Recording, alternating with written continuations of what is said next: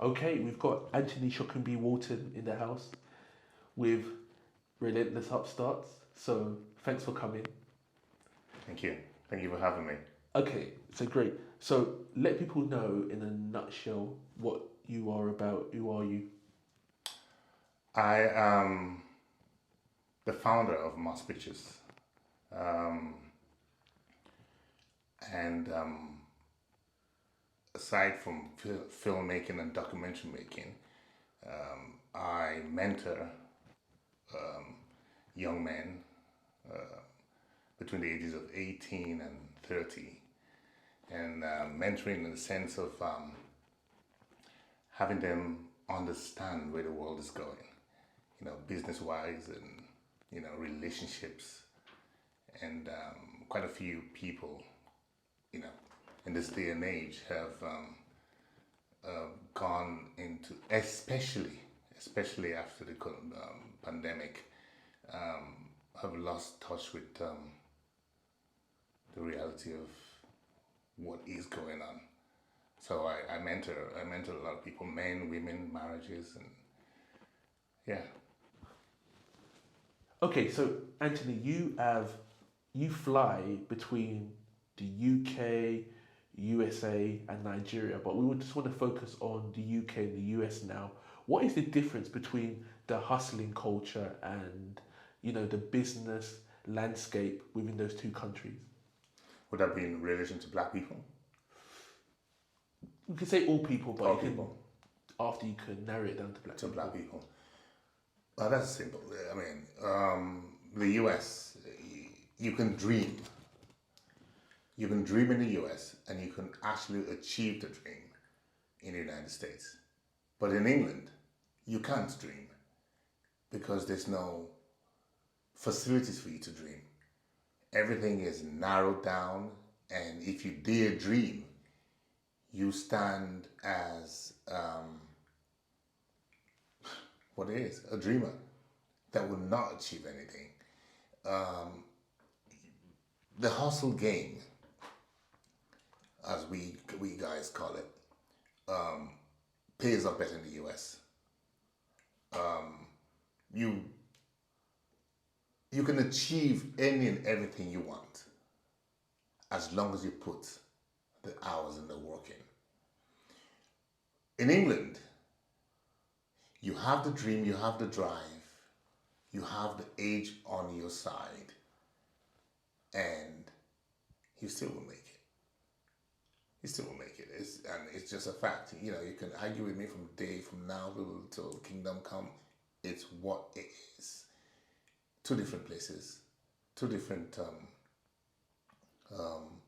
realities, and I'll say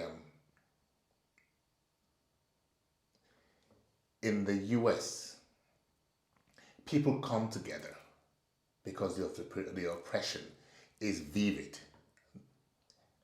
The oppression is vivid, so people rally together. Look at Black Lives Matter. They come together. They make a movement. Black people stick together. But in England, there is a divide, and I think it's because it's just a thought. But I just think it's because people never want to be seen as a rebel in England. You know, you're doctored. This is how you think. If you think any other way, you're on that side. But when you have a free mind, you can say what you want to say, not in any kind of nasty way, but you can say what you want to say regards justice and stuff. Um, you don't have that free hand here in England, and it's just unfortunate. And that's why you don't see a lot of successful people, especially people of color, in England. Do you want to start? From musicians, they all fly out. Actors, actresses, directors. You think about it. Everyone, Alba, um, Soul to Soul, Tom Jones, Shirley Bassey, they all made it in the U.S. What's the other girl's name? I love her, but I can't remember her name now. She's X Factor. She was here. She didn't make it. She moved to the US. Bang. Spice Girls. You know. So the hustle is different. It dampens. You can't be much in England. So you have a lot of young people today who spend like essentially all their money on designer clothes. What are your thoughts on people who go that direction? What's the point? What's the point of spending what you don't have? You know, you have X amount of money, and the most important thing you should be thinking of at whatever age, no matter how old you are, but we're talking about young people now, is what is my future going to be like? Now I'm buying a designer item for X amount of money, 500,000, 50,000, 500, and you haven't got a future planned, no investments, no nothing. It doesn't make any kind of sense. So I would say point blank, invest your money in not even stocks.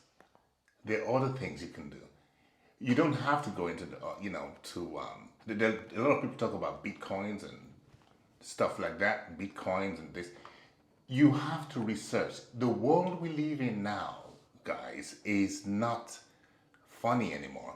When I was growing up, you can almost tell what you're going to be, a doctor, a lawyer, this and that, next thing, and you have a way of knowing what you're going to get at the end of it.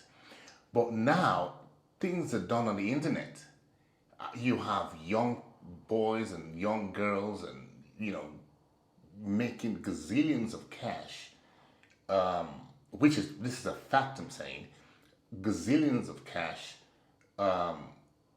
doing positive things. So you investing in a dress or a shoe or a BMW or Mercedes Benz tells anybody that you don't know what you're doing.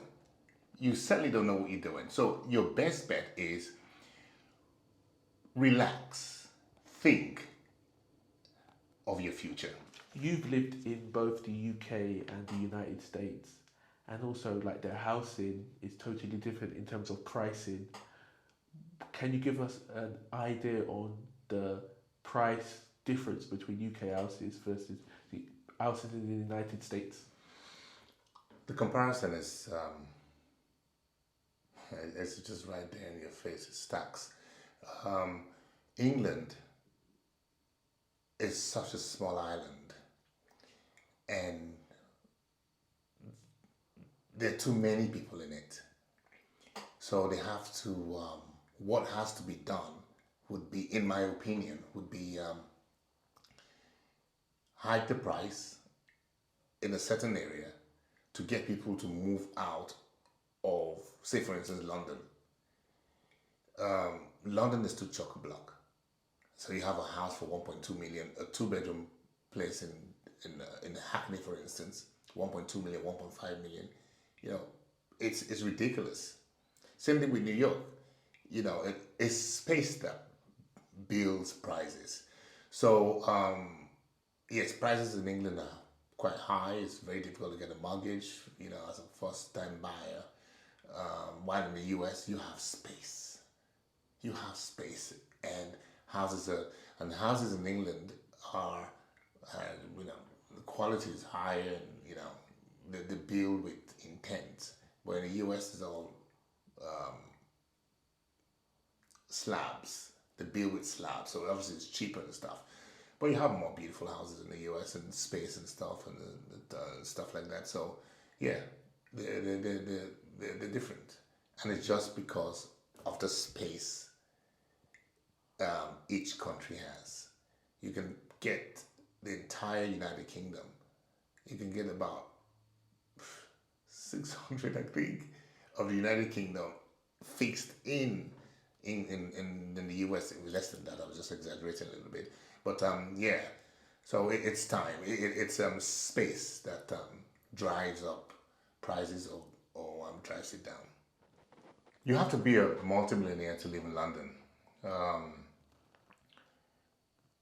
one job cannot do it. You can. The mortgage, to get a mortgage, to get on the ladder of mortgage, you need 2, 3 people to come together to get a mortgage, if that. One person, if you're a lawyer or investment banker or whatever else, filmmaker, musician, if you're alone, you can't do it. You cannot do it. You have to have. A lot of people go back home. They run back home. I mean, these are professionals. They go back home. So it's a tight situation to try and cut through that poverty line. It's a very tight position to be in, and a lot of marriages as well have broken, and relationships have broken because of the intensity of bills. You know, it's things of right before the war in Ukraine, before that, because that one is just an excuse. England is expensive. London is expensive, and 2 jobs will get you by. Just get you by. You still struggle. You need multiple. You need to get yourself some kind of business. If you whatever skills you have, apart from your core, being a lawyer, doctor, or presenter, or photographer, you need a skill. Gardening, for instance, jewelry making, for instance, makeup, and yeah, because I see a lot of. I have a friend. In actual fact, this is a true story. I have a friend who is she works for the government, and it's so strange to see her at parties doing headgear, the African headgear, £10 per pop, and in a day, or the weekend, easily she makes £100, because £10 a pop, because not a lot of people can do it. So you have to have that extra thing to get you going here. Show me your friends and I know who you are. Simple. Show me your friends. You don't need to explain who you are. Just point your friends at me. I remember when I was about to shoot my first film, Scarred, and I went to this company in West London, and that was in 2006. And the lady, I remember her. She's German. She said this. She said, "Who are your friends?" And this is a German woman. I was wondering, what do you mean by who are my friends? But I didn't act like I didn't know what she was talking about. But she said, who are your friends? Then I looked at my producer and said, what does she really mean? And she said, I mean your business friends. And I thought to myself, oh wow. So they are friends and they are business friends.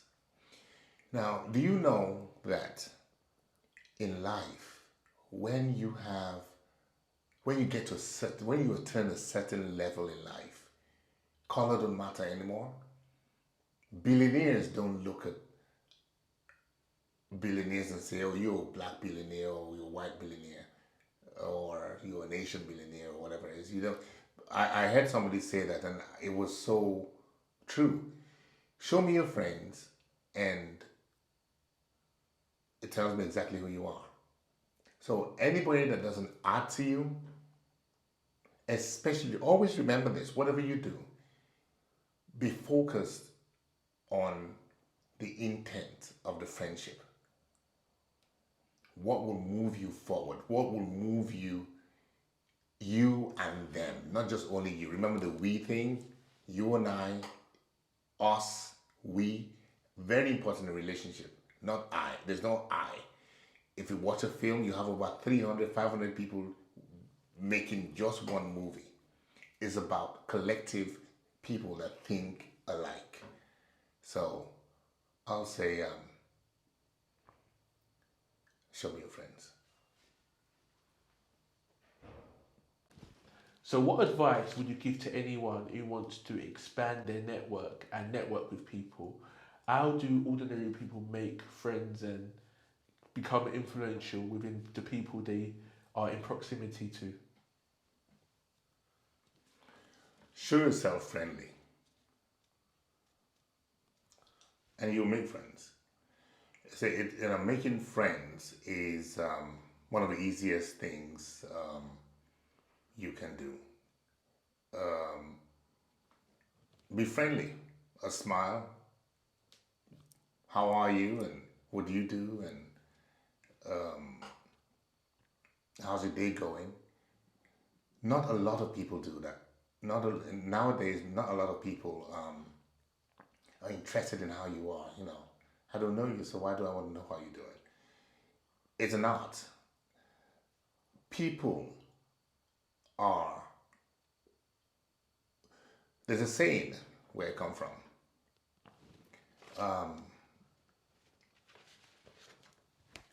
People make you. People make you, and if you don't have people behind you, there's nothing you can do that will make a headway. Because whatever you do, if you're not friendly and you have a shop, or you're a networker or influencer, who are you going to influence? You've got a very drabby, long face with, nobody wants to come around any miserable bat. You be friendly, show yourself friendly, and exude a lot of love.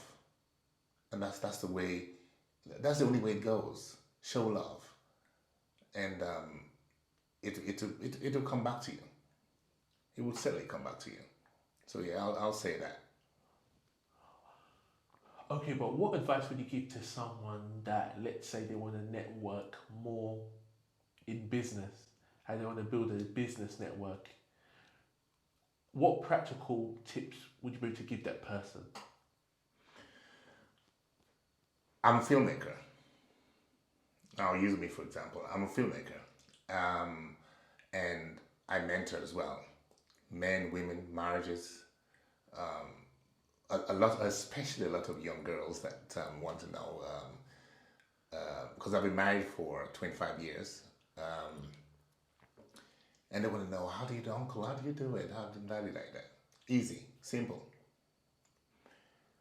You show yourself friendly. You always have a lending ear. Listen to people. If you go out all the way to help people in whatever business they do, they will put out for you as well. Now, I'll give it a typical example not too long ago. A friend of mine, I'm not going to mention names here. A friend of mine, she lives in the US and in California, and she had a marriage problem, but we're about the same age. She had a marriage problem, and I did for years and years. She'll call me. We're very close friends. She'll call me. We'll talk, and I'll tell her things and how to go about, her mental health. And Father's Day this year, she sent me $2,000, not for anything, just to say thank you. I was honestly taken aback. So it's I could easily have said, I'm not interested. Well, what have I got to do with your marriage? You're married, deal with it. But we need each other. And I think when you put out, you will receive. It's just the way the world works. A woman that is not cooperative, selfish, it's all about me. She doesn't use the word we. Let's do this, let's do this, let's do that. If we do this and that, if we. Those are the words you need to listen out for. We, us. A woman that constantly uses those things is your angel. Now, somebody that will use the word I I did this, I did that. If not for what I did, you wouldn't be that. Kick her to the curb. It's as simple as that. There is no need for you. She's a baggage. And same thing for guys. He's a baggage. Whoever is, if you find it so difficult to get your point across to somebody in a relationship, and you do it and you explain to them, why is it like this? Does it have to always be like this? Do I have to always argue with you? If you're finding it very difficult, stressful, and things she wants you can't meet up with, things he wants you can't, if you can't meet up, it's a race, and you don't need that. It's time to go. You're a successful movie producer, consultant. What advice would you give to anyone that wants to get into the film industry or anything related to the film or movie business in general? Don't go into film for the money. Money will always be there. A lot of people go into the movie industry because there's a lot of money. And this is why a lot of productions lack depth. It lacks creativity. It's so shallow. It's painful when you watch some productions, and there's no plan. No plan. There's no plan. Having a script does not mean, or a film camera or lights and stuff doesn't make you a filmmaker. So learn your craft, and when I say learn your craft, make sure you have the love for filmmaking. Think about, if you don't have to get paid, if you're not going to get paid, will you still do it regardless? If you say yes, then. What type of projects are you working on in the meantime? I'm working on a true story, Divine Emotions. It has to do with a condition a lot of people don't know about, fibromyalgia. We are looking at the fall, or towards the end of the year, or the fall. Anything between the fall and towards the end of the year, we should start production. There is a little bit of a delay, and and the next one, the next one we're working on, the one we're working on in alignment with Divine Emotions is a charity show with a great team, a band, Abai and Bell. It'll be on the website and on the social network handles. Basically those are the two things we're working on. And locations will be England. We are really excited about what we're doing at the moment. A lot of hard work, but it pays off. And lastly, if anyone wants to get in touch with you, how can they? Wow, good question. Just email me at info@mosspictures.com or Anthony@mosspictures.com, and I will get back to you.